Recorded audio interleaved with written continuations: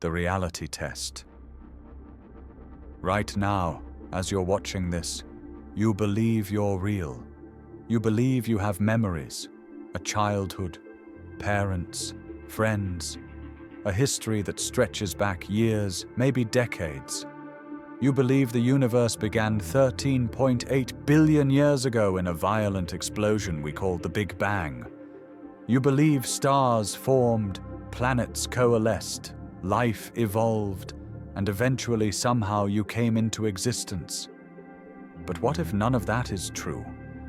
What if you spontaneously materialized into existence exactly 1 second ago, complete with false memories of a past that never happened? What if your entire life is a hallucination? What if everything you know, everyone you love, every experience you've ever had is nothing more than an elaborate cosmic accident, a random fluctuation in an otherwise dead universe? This isn't science fiction.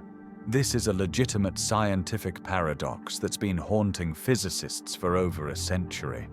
And by the end of this video, you'll understand why you're statistically more likely to be a disembodied brain floating in space than a real human being. Vienna, Austria. 1906. A brilliant physicist named Ludwig Boltzmann stands at the edge of the Adriatic Sea. He's 62 years old. His health is failing. His theories have been ridiculed by the scientific establishment for decades, and in a few moments, he will end his own life.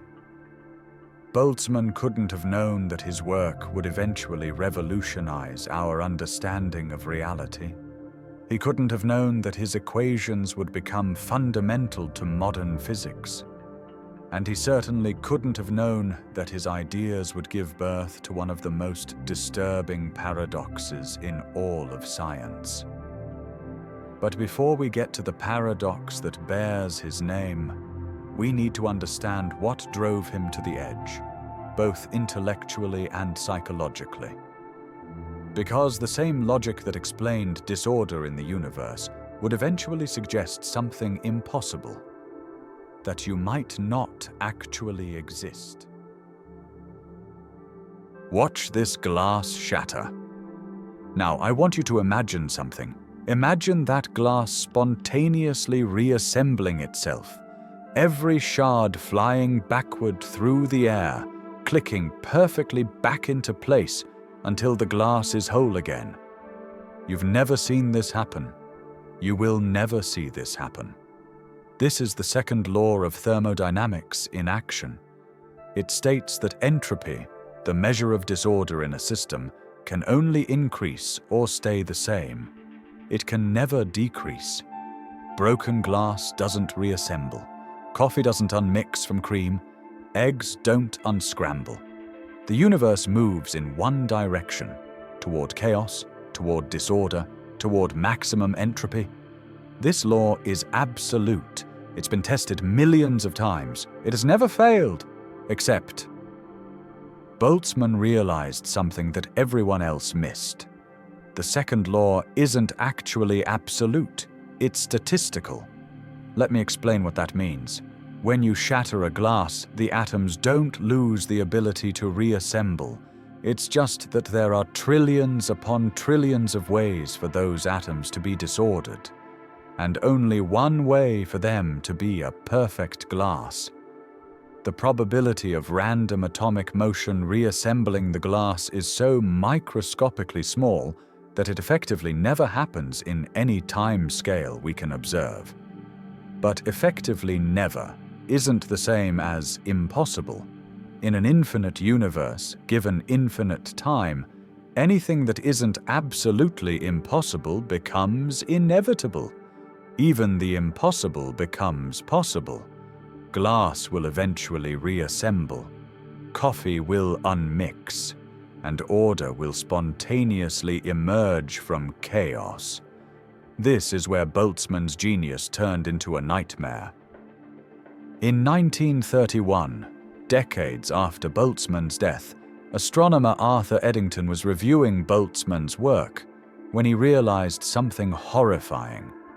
If entropy can spontaneously decrease through random fluctuations, if order can emerge from chaos purely by accident, then what's stopping consciousness from spontaneously appearing?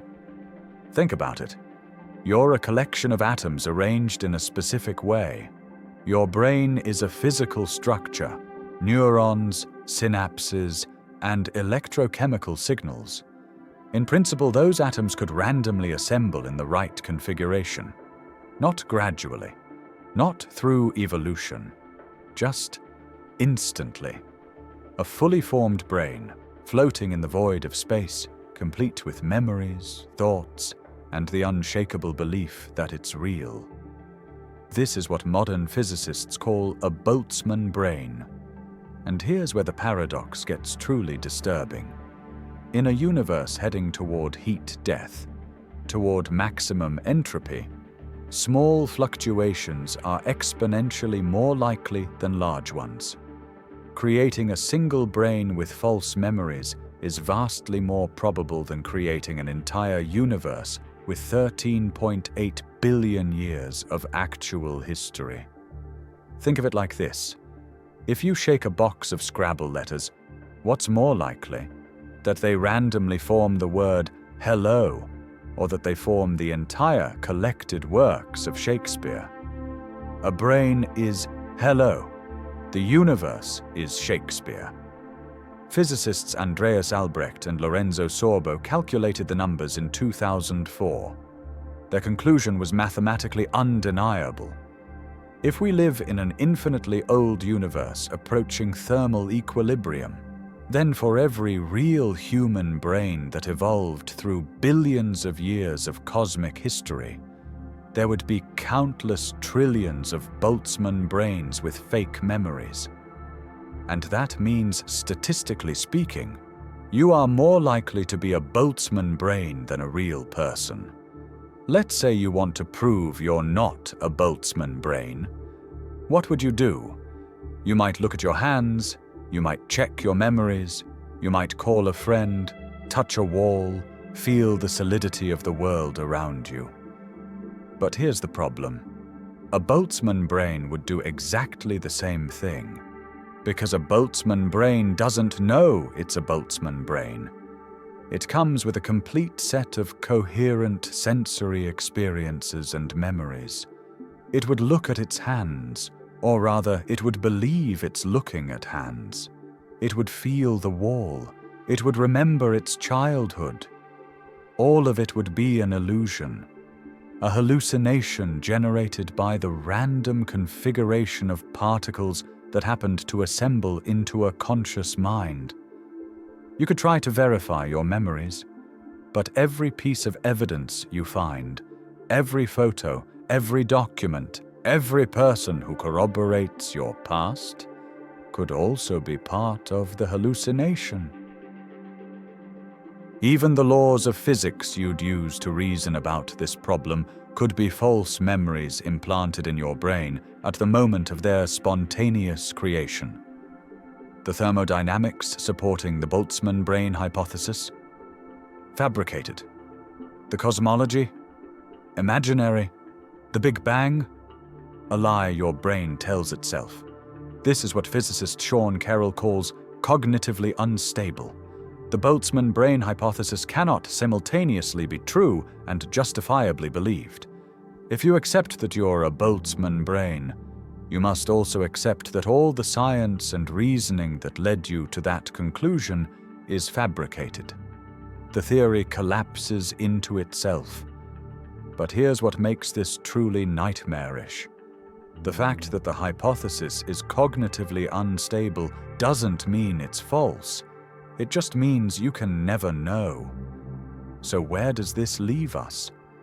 Most physicists reject the Boltzmann brain scenario, not because it's impossible, but because accepting it makes science meaningless. If we're all Boltzmann brains, then we can't trust our observations. We can't trust our experiments. We can't trust the very reasoning that led us to consider Boltzmann brains in the first place. It's intellectual quicksand. The more you struggle with it, the deeper you sink. Philosopher Wayne Meyervold argues we should reject Boltzmann brains on practical grounds. The hypothesis is self-defeating. If all our experiences are illusions, we have no reason to trust the reasoning that produced the hypothesis. It's the same problem Descartes faced with his evil demon, the idea that a malicious entity could be deceiving us about everything we experience. Descartes solved it by invoking God. "I think, therefore I am," he said. The very act of doubting proves something exists to do the doubting. But that doesn't solve the Boltzmann brain problem, because a Boltzmann brain would also think, "I think, therefore I am." And it would be wrong about what that I actually is. So modern cosmology has taken a different approach. They've rejected the models that produce Boltzmann brains. If we don't live in an infinitely old universe approaching thermal equilibrium, if instead we live in a universe that began with the Big Bang and will eventually end, then Boltzmann brains never become statistically dominant. Our universe is only 13.8 billion years old. That's nowhere near enough time for Boltzmann brains to spontaneously form in significant numbers. The timescale required for a Boltzmann brain to randomly fluctuate into existence is so vast that it makes the age of the universe look like a nanosecond. We're safe, for now. But this solution opens new questions. If the universe had a beginning, what came before? What caused the Big Bang? And if the universe ends, what happens after?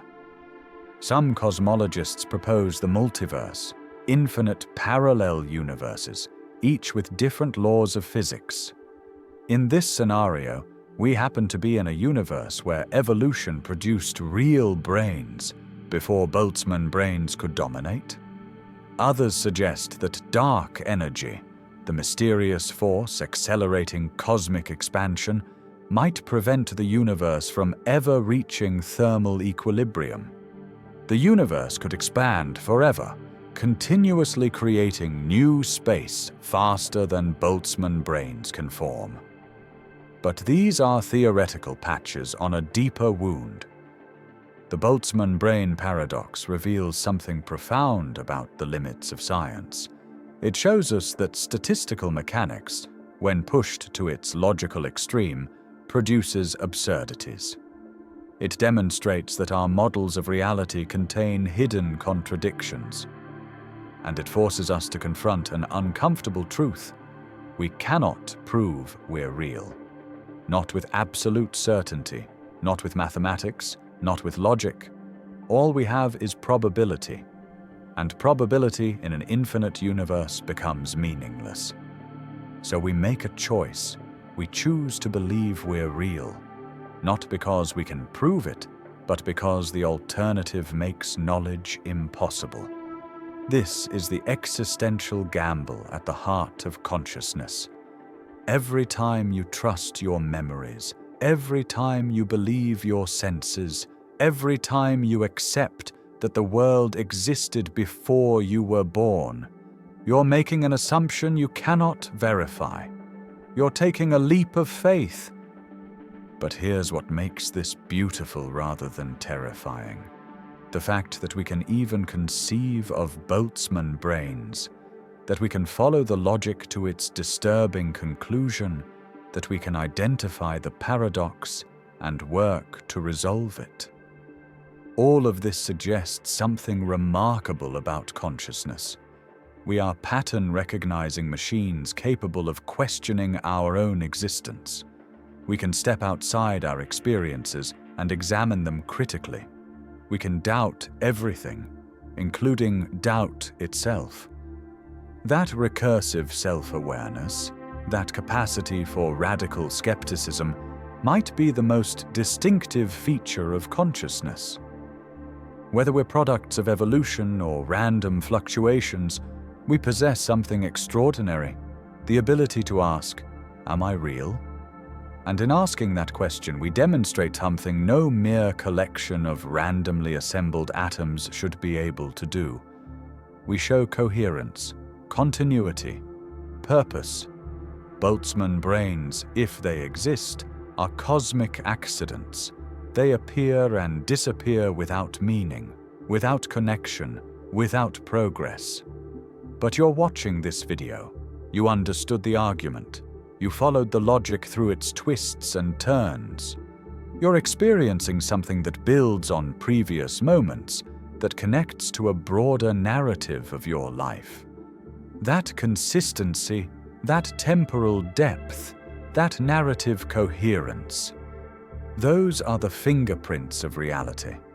You are not a Boltzmann brain. You are the product of 13.8 billion years of cosmic evolution. You are stardust that learned to think. You are the universe observing itself.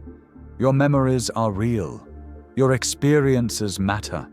Your consciousness is not an accident, but an achievement, the result of unfathomable complexity emerging from simplicity over eons.